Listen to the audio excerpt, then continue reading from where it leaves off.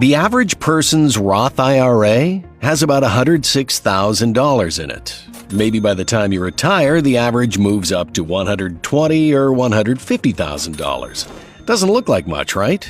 But what if you can supercharge your Roth IRA and reach a $2.6 million portfolio by the time you retire?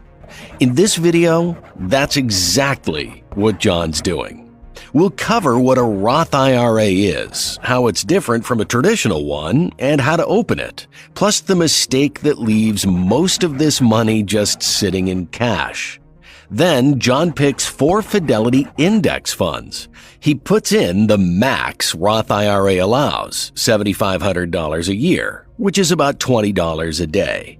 And by the end, I'll show you how John's portfolio is projected to reach $2.6 million tax-free.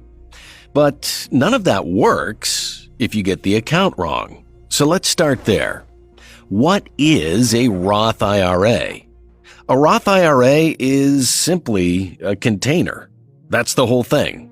IRA stands for Individual Retirement Account. This isn't something your job hands you. It's not a 401k. Nobody sets it up for you. Nobody's matching anything. You go and get it yourself.